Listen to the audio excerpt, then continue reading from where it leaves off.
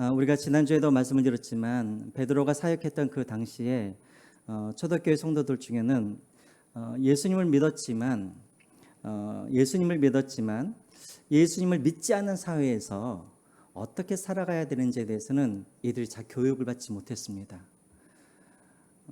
어떻게 예수님을 믿고 어떻게 구원을 받아야 되는지 교리적인 것은 배웠지만, 그러나 이제 이 땅에서 우리가 그리스도인으로서 어떻게 믿지 않는 사람들이 사는 그 사회 속에서 어떻게 살아야 되는지를 알지 못했기 때문에 그들 안에서 갈등이 일어나기 시작한 거예요. 그래서 단순히 이 베드로전서에 보면은 고난이라는 말이 많이 나오지만, 물론 로마로부터 이들이 핍박을 당하여서 고난을 받은 사람들도 있었지만, 하지만 또 어떤 경우에는 그들이 그리스도인으로서 어떻게 살아가야 되는지를 알지 못해서, 그래서 그런 오해 때문에 고난을 받는 사람들도 많이 있었다는 거예요. 그래서 이제 베드로는 2장부터 3장까지 우리가 이 땅에서 그리스도인으로 살아갈 때 많은 믿지 않는 사람들, 믿지 않는 왕, 믿지 않는 주인, 믿지 않는 나의 배우자, 이들을 어떻게 우리가 대해야 되는지 거기에 대해서 이제 베드로가 설명을 하고 있는 것이죠. 지난주에도 여러분들에게 말씀드렸지만 초대교회에는 성도 중에는 물론 부자도 있었고 배운 사람들도 있었고 그리고 귀족들도 있었지만, 사실은 대부분의 사람들은 어떤 사람들이었냐면 종이라든가 노예라든가 아니면 힘이 없는 여자라든가 아니면 가난한 사람들이 대부분 초대교회의 성도들이었습니다. 특별히 노예들, 종들, 하인들, 이들도 예수님을 믿자마자 이들에게도 많은 고민들이 있었어요. 어떤 고민이 있었었냐면, 예를 들자면 복음을 들었어요. 복음을 듣고 너희들은 자유자이다, 너희들은 하나님의 자녀가 되었다. 복음을 듣고 나서는 이들이 교회에 있었을 때는 내가 하나님의 자녀이구나, 내가 자유자이구나, 그것으로 인해서 기뻐했는데, 또 막상 교회를 나와서 다시 자기의 주인의 집으로 돌아가면 여전히 자기는 노예로, 종으로 살아야 했기 때문인 것이죠. 그러니까 교회에서 말하는 나의 신분과 그리고 실제적으로 사회에서 살아가고 있는 나의 신분은 너무나 차이가 많이 나는 거예요. 그러니까 고민이 되는 것이죠. 그래서 어떤 종들은 실질적으로 주인을 떠나서 도망가는 그런 종들도 있었습니다. 그래서 그때 당시에 기독교 교회를 다니는 많은 종들, 하인들을 그래서 미워하는 그런 주인들도 있었어요. 왜? 예수를 믿으면 어떻게 하니까? 도망가 버리니까. 여러분들에게 한번 질문을 할게요. 여러분, 초대교회 당시에 기독교가 인기가 많은 종교였을까요? 아니면 인기가 없는 종교였을까요? 네? 왜 인기가 없었을까요?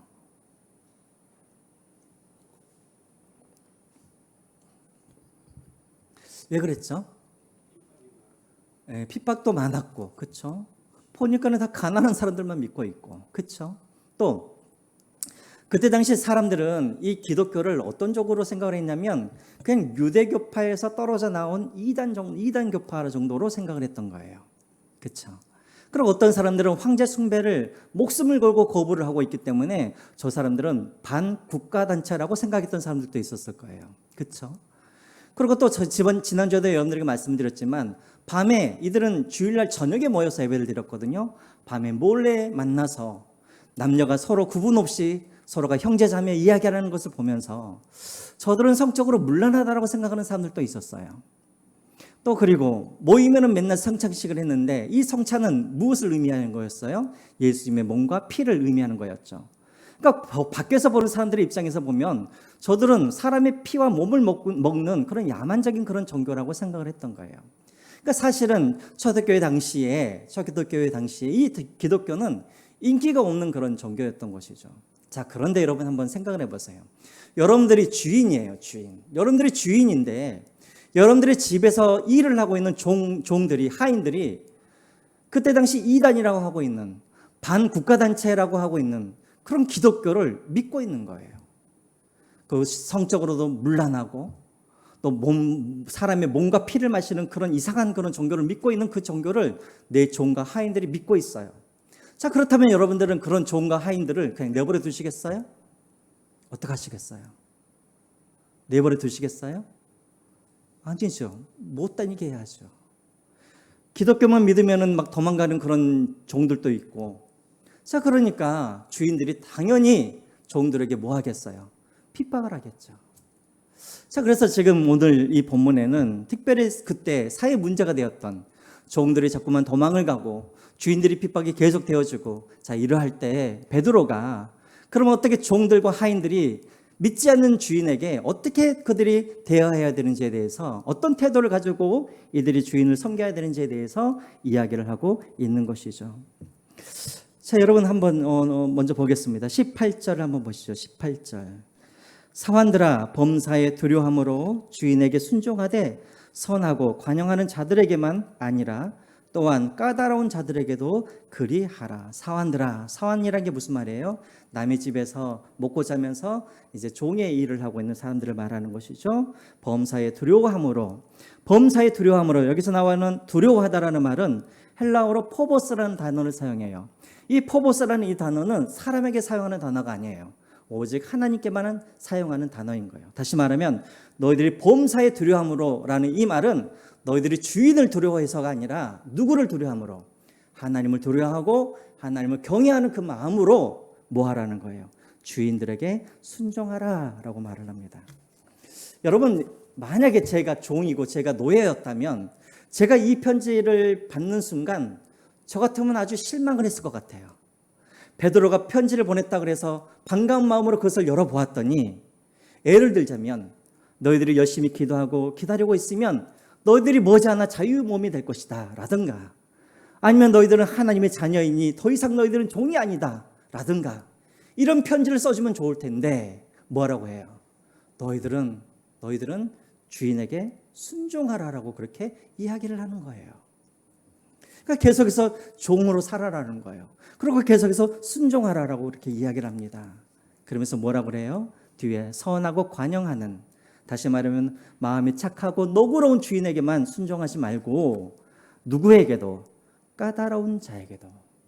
여러분, 여기서 까다로운 자라는 것은 원래 뜻은 무슨 말이냐면 마음이 삐뚤어져 있다라는 뜻입니다. 또 심술궂다, 이런 마음을 가지고 있어요. 다시 말하면 하나님을 믿지 않고 마음이 삐뚤어지고 그리고 심술궂어서 너희들을 핍박하고 너희들에게 고난을 주는 그 사람에게도 어떻게 하라고요? 순종하라라고 그렇게 이야기를 하고 있는 거예요. 자, 그러면 어떻게 순종을 하라는 말인가? 19절에 나와 있죠. 우리 19절 같이 한번 읽어볼까요? 시작. 부당하게 고난을 받아도 하나님을 생각함으로 슬픔을 참으며 이는 아름다우나. 예. 부당하게 고난을 받아도, 부당하게 무슨 말입니까? 나에게는 아무 잘못도 없어요. 내가 무슨 이 핍박을 당할 만한, 또 이 주인에게 벌을 받을 만한 그런 어떤 실수를 한 것도 아니에요. 아무 이유도 없이 그냥 내가 부당한 일을 당하는 그런 고난을 받을지라도 슬픔을 참으라는 것이죠. 누구를 생각하면서? 하나님을 생각하면서. 여러분, 여기서 하나님을 생각하면서라는 이 말에는 세 가지의 그런 의미가 있습니다.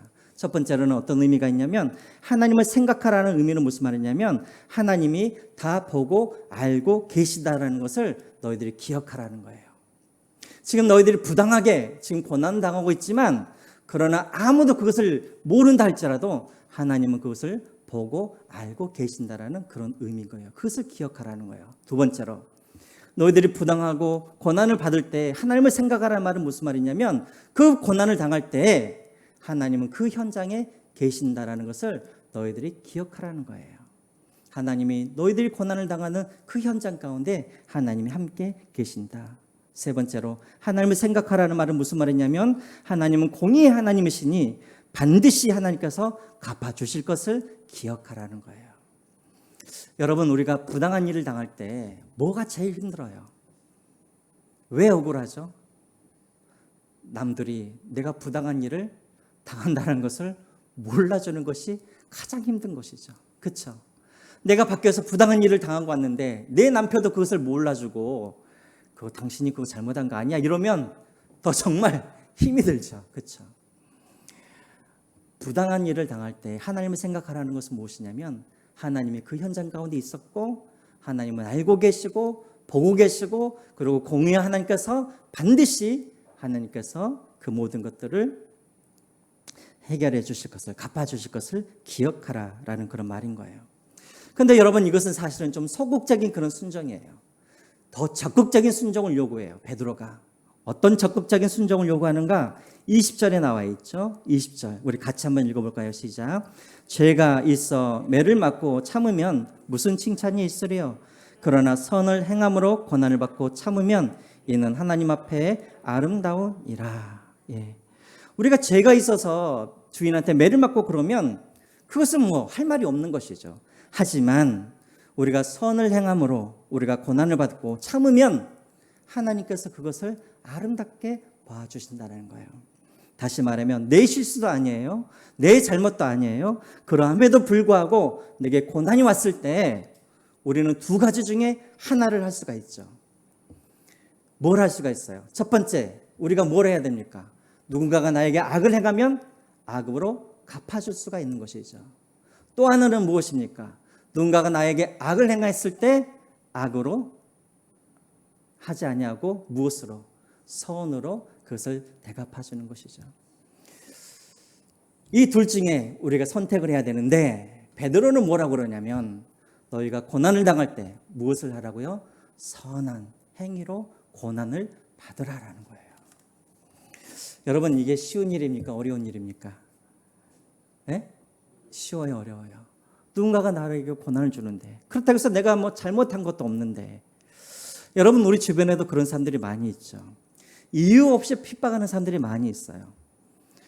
나의 잘못이 아니라 그 사람의 마음이 삐뚤어져서 그 사람이 잘못 그것을 오해하고 본인이 잘못 생각했는데 다 내 탓으로 돌리고 나를 핍박하는 그런 사람들이 얼마나 많은지 몰라요. 저도 여러분 20년 동안 제가 목회를 해왔잖아요. 부목사로, 전도사로 제가 사역을 했는데 저는 정말 그런 목사님, 그런 장로님, 그런 집사님들을 너무나 많이 봤어요. 아무 그 악함이 없이 그냥 말을 했는데 그 사람의 마음이 삐뚤어져서 그 말을 갖다가 오해하고 나서는 그 본인이 잘못한 거잖아요. 그럼 본인이 오해를 했으면 본인이 사과를 해야죠. 그런데 본인이 오해를 해놓고 또 본인이 화를 내놓고 또 본인이 사과를 요구를 해요. 우리 주변에는 참 그런 사람들이 많이 있잖아요. 정말 이해할 수 없는 그런 사람들. 본인이 잘못해놓고 모든 것을 나에게 다 뒤집어 쓰고 나에게 해를 가하는 사람들.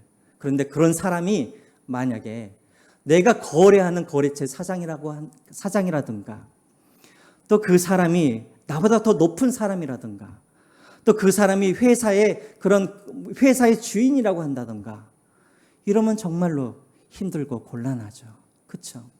나보다 낮은 사람이, 나보다 힘이 없는 사람이 그러면 내가 힘으로라도 그렇게 할 텐데 나보다 높은 사람이 그렇게 나에게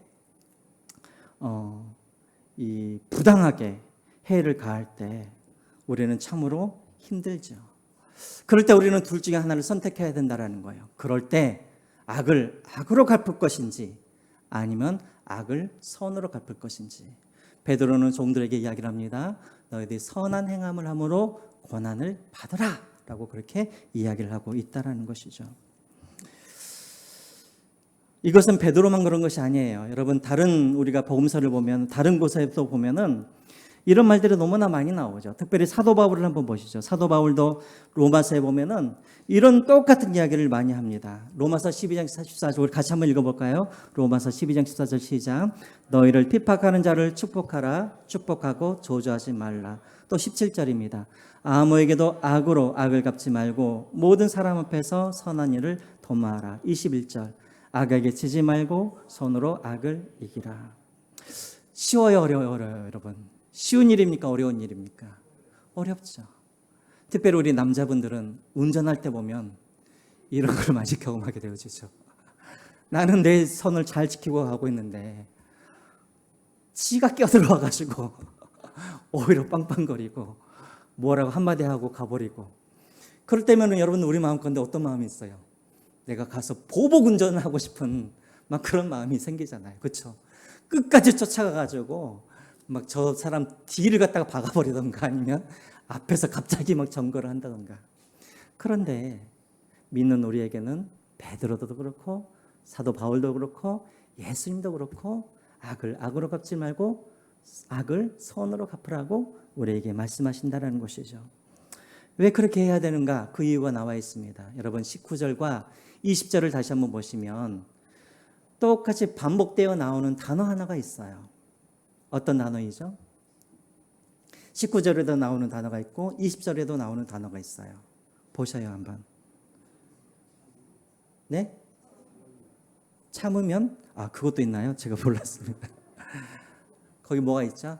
아름답다라는 말이에요. 아름답다. 네. 우리가 그렇게 해야 할 이유가 무엇이냐면 그것이 하나님 보시기에 아름답기 때문에 그렇다라는 거예요. 근데 여러분 여기서 아름답다라는 이 단어는 어떤 단어냐면 헬라어로 보면은 카리스라는 단어를 사용해요. 카리스. 혹시 여러분 카리스 들어보셨나요? 카리스? 주석 중에도 카리스 주석이 있어요. 카리스 주석. 무슨 말이냐면 은혜라는 뜻이에요. 은혜.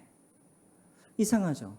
우리가 사람들 앞에서 부당하게 고난을 받으면 우리가 하나님을 생각하고 우리가 그 슬픔을 참고 또 선한 행위를 하면서 그 고난을 참으면 이것이 하나님 앞에서 무엇이 되냐면 은혜로운 일이 된다라는 거예요. 이게 대체 무슨 말인가? 우리가 부당하게 고난을 받고 그 고난을 참는 것이 어떻게 하나님 앞에서 이것이 은혜로운 일이 되어지는가? 그게 무슨 말일까? 그 뒤를 보면 나옵니다. 21절 한번 보시죠. 21절 같이 한번 읽어보겠습니다. 시작. 이를 위하여 너희가 부르심을 받았으니 그리스도도 너희를 위하여 고난을 받으사 너희에게 본을 끼쳐 그 자취를 따라오게 하려 하셨느니라.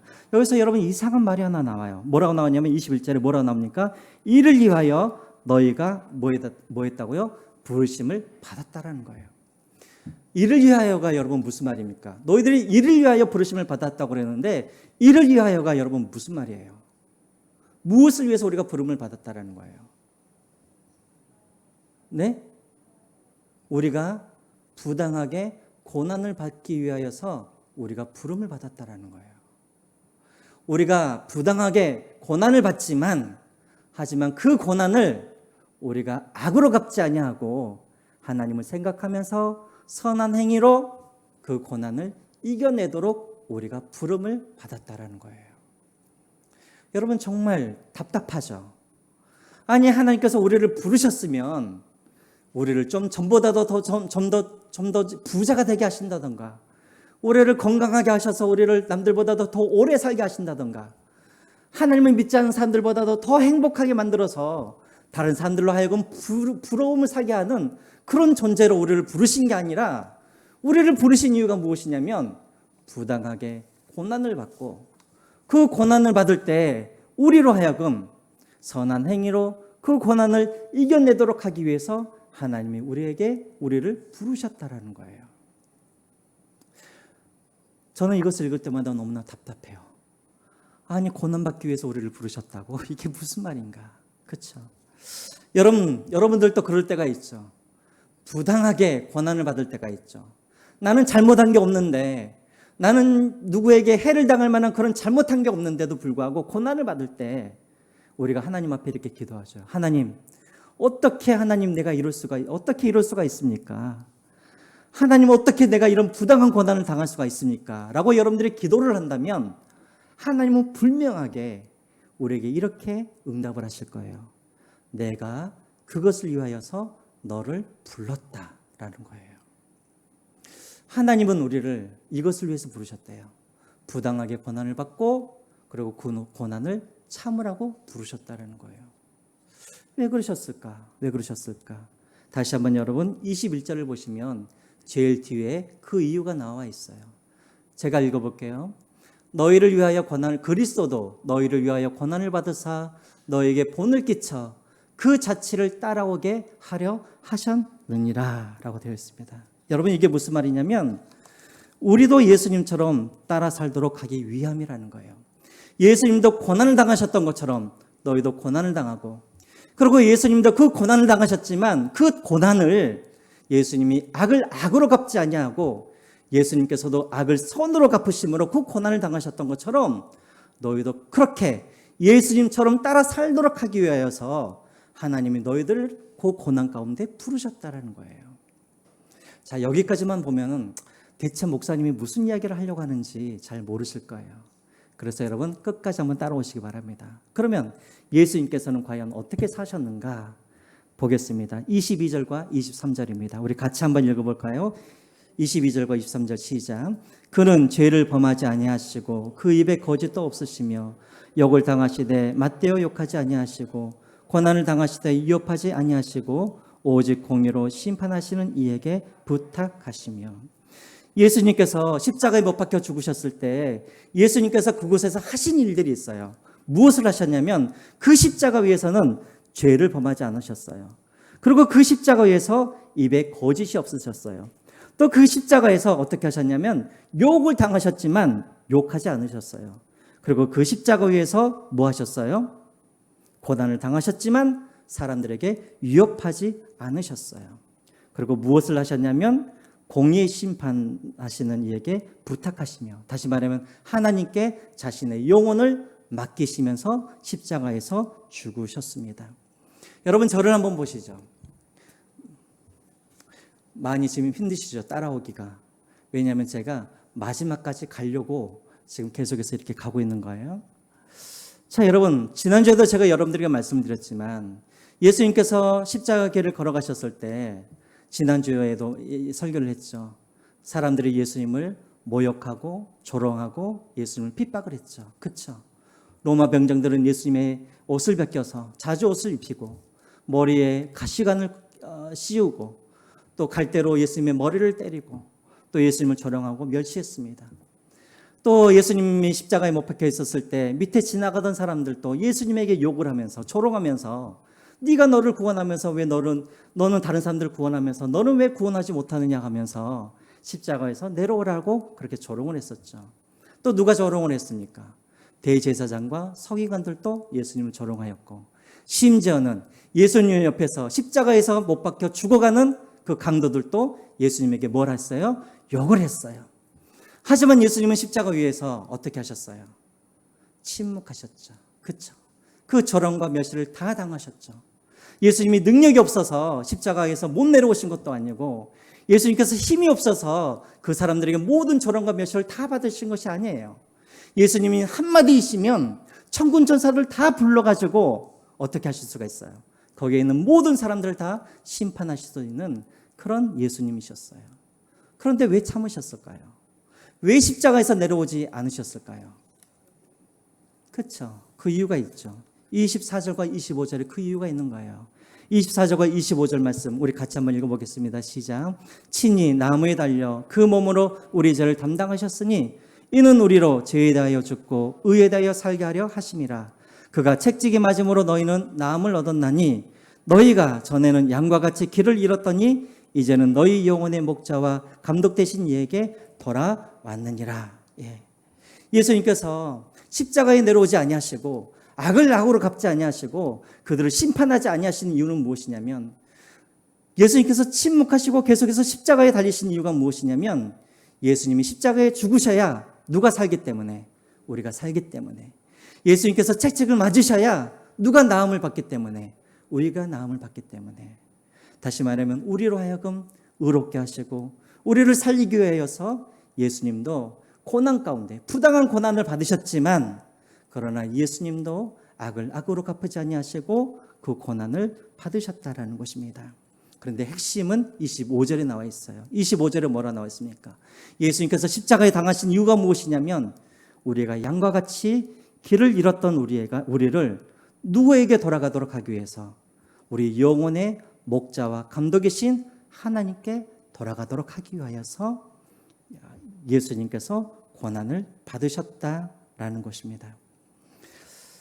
다시 말하면 예수님께서 친히 길이 되셔서 길을 잃어버린 그런 영혼들이 하나님께 나아갈 수 있도록 그 길의 역할을 하기 위하여서 뭘 하셨냐면 십자가에서 고난을 당하시고 거기서 죄를 범하지 아니하시고 거짓을 말하지도 아니하시고 욕도 하지 아니하시고 거기에서 위협하지도 아니하시고 그 고난을 고스란히 다 받으셨다라는 것입니다.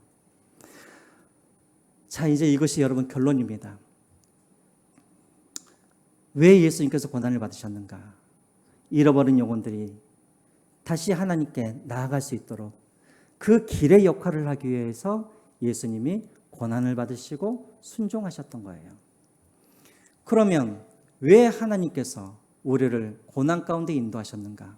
우리 보고 대체 어디를 쫓아가라는 건가? 우리도 그렇게 쫓아가라는 거예요. 이게 무슨 말이에요? 너희도 고난을 받으면서 예수님의 발자취를 쫓아가란 말이 무슨 말이에요? 너희도 그렇게 예수님처럼 십자가에서 못 박히셨지만 그러나 악을 악으로 갚지 아니하고 선함으로 악을 이기셨던 것처럼 너희도 그렇게 하라는 거예요. 그렇게 하면 어떤 일이 벌어지는가? 너희들을 통하여서 어떤 일이 벌어진다는 거예요.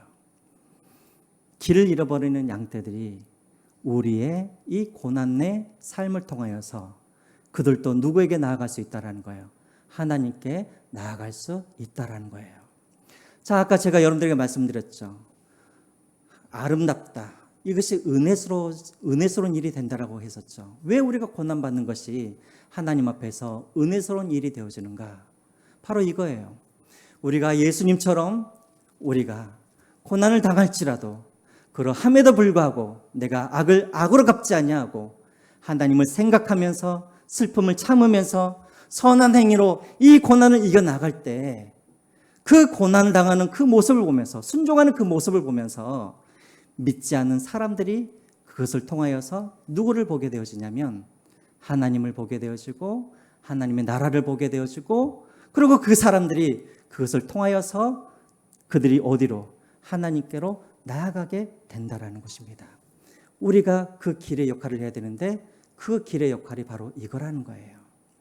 제가 여러분들에게 전에도 말씀드렸지만 예수님이 하나님의 아들 되심의 가장 큰 증거는 무엇이냐면 예수님께서 500여의 기적을 통하여서 5,000명의 사람을 먹이시고 예수님께서 말 한마디로 귀신을 쫓아내시고 이것이 하나님의 아들의 증거가 될 수가 없는 거예요. 예수님이 하나님의 아들이라는 가장 큰 증거는 무엇이냐면 예수님께서 순종하심으로 십자가에서 달려 죽으셨을 때 그때 사람들이 바로 예수님이 하나님의 아들이라고 고백하는 거예요. 그래서 여러분 다음 주 주일 오전 설교가 바로 주제가 이거예요. 여러분 한번 보세요. 예수님께서 기적을 행하셨을 때 귀신을 쫓아내셨을 때 어떤 사람들도 예수님을 향해서 당신이 하나님의 아들입니다라고 고백하는 사람들이 없었어요. 그런데 언제 하나님의 아들이라고 고백을 하게 되어지냐면 예수님께서 십자가에서 못 박으시고 그리고 순종함으로 죽으셨을 때 그 밑에 있던 로마의 군인이었던 백부장이 고백을 하는 거예요. 이가 정말 하나님의 아들이구나라는 것이죠. 여러분 우리가 생각했을 때는 우리가 세상에 나아가서 내가 잘 살고 예수를 믿었더니 내 자식이 잘 되고 예수를 믿었더니 하는 일마다 잘 되고 예수를 믿었더니 사업이 잘 되고 이렇게 하면 사람들이 믿을 것 같은데 그게 아니라는 거예요. 정말 사람들이 하나님을 만나는 것은 내가 잘 되어지고 강해지고가 아니라 내가 고난 가운데 있었을 때 그리고 내가 부당한 고난 가운데 있었음에도 불구하고 내가 순종함으로 내가 악을 악으로 갚지 아니하고 내가 선한 행위로 그 악을 내가 참고 내가 그 고난을 받을 때 사람들은 그것을 보고 저 사람이 하나님을 믿는 사람이구나. 하나님이 정말 살아계시는구나. 하나님의 나라가 정말 있구나라는 것을 사람들이 그것을 통하여서 알게 된다는 거예요. 만약에 여러분 내가 잘되고 형통하고 이것을 통하여서 하나님의 살아계심을 사람들이 보게 되었다고 한다면 베드로는 아마도 이 종들에게 이렇게 말을 했을 거예요. 빨리 도망가서 자유자가 되어라라고 말을 했을 거예요. 왜? 종이 자유자가 되면 그것을 통하여서 하나님의 영광을 드러낼 수도 있을 거 아니에요. 그것이 만약에 가능한 일이라고 한다면. 하지만 베드로는 그렇게 말하지 않았다는 거예요. 그냥 종으로 있으라는 거예요. 그 종으로 삐뚤어진 주인에게도 순종하라는 거예요. 왜? 그것이 하나님을 드러내는 방법이기 때문에 그렇다라는 것입니다.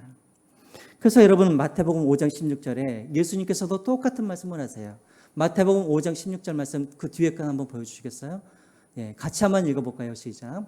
이같이 너희 빛이 사람 앞에 비치게 하여 그들로 너희 착한 행실을 보고 하늘에 계신 너희 아버지께 영광을 돌리게 하라.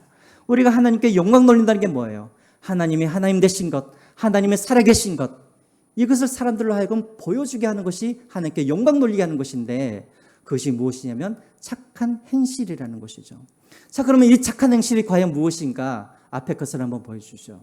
마태복음에 나와 있죠. 마태복음 5장 38절부터 44절까지가 거기에서 말하는 착한 행실인데, 우리 같이 한번 읽어보겠습니다. 같이 한번 읽어볼까요? 시작. 또 눈은 눈으로 이는 이로 갚으라 하였다는 것을 너희가 들었으나 나는 너희에게 이르노니 악한 자를 대적하지 말라. 누구든지 내 오른편 뺨을 치거든 왼편도 돌려대며 또 너를 송사하여 속옷을 가지고자 하는 자에게 고독까지도 가지게 하며 또 누구든지 너로 억지로 오리를 가게 하려거든 그 사람과 심리를 동행하고 내게 구하는 자에게 주며 내게 꾸는 한 자에게 거절하지 말라. 또 내 이웃을 사랑하고 내 원수를 미워하라 하였다는 것을 너희가 들었으나 나는 너희에게 이르노니 너희 원수를 사랑하며 너희를 핍박하는 자를 위하여 기도하라. 예. 여러분 잘 보세요. 쉬운 일이에요? 어려운 일이에요? 어려운 일이에요. 이것은 세상 사람들이 사는 방법이 아니에요. 이거는 어떤 나라에 속한 사람들이 사는 방법이냐면 하나님 나라에 사는 사람들이 사는 방법이 바로 이거인 거예요. 여러분 이것은 세상 사람들도 흉내낼 수 없는 일들인 거예요. 여러분 이런 행동은 세상 사람들이 따라할 수가 없는 거예요. 그러면 이런 행동은 누구만 할 수 있는가? 자기의 아들인 예수 그리스도를 우리에게 주시고 그래서 우리를 살리신 그 은혜를 경험한 사람, 다시 말하면 하나님의 나라를 경험하고 하나님의 사랑을 경험한 사람만이 바로 이러한 행동을 할 수가 있는 것이죠. 이런 행동을 통하여서 우리가 무엇을 보여줘야 되냐면 우리는 이 세상에 속한 사람이 아니라 우리는 하나님 나라에 속한 사람이라는 것을 보여주고, 그래서 이런 행동을 통하여서 하나님이 실질적으로 살아계시고 하나님의 나라가 실질적으로 있다라는 것을 우리가 우리의 삶을 통하여서 그것을 보여주어야 한다라는 거예요. 그래서 하나님이 우리를 부르시는 거예요. 어디로? 고난으로. 부당한 고난으로 우리를 당하도록 부르시는 거예요. 그래서 그 고난을 당할 때 우리가 하나님을 생각하면서 슬픔을 이겨내고, 그리고 우리가 하나님을 생각하면서 선한 행위로 그 고난을 당하는 것을 통하여서 우리가 하나님께 영광 돌리도록, 그래서 하나님에 대해서 오해하고 있고 하나님에 대해서 들으려 하지도 않고 하나님에 대해서 반감을 갖고 있는 사람들에게 하나님이 어떤 분이신지를 그것을 통하여서 증거하기 위하여서 우리를 그렇게 부르셨다라는 것입니다. 이해가 되신가요? 네, 잘 따라오셨습니까? 사실은 마지막에 이것을 이야기하기 위해서 이제 앞에서 조금 좀 길어졌는데, 여러분 그렇습니다. 여러분 복음은 말로만 증거되는 것이 아니에요. 우리가 복음은 말로만이 아니라 복음의 삶을 통하여서 우리가 증거하여야, 그래야 사람들이 이 기독교에 대한 미움과 오해가 사라지고 그리고 그들이 하나님을 발견하게 되어진다는 것입니다.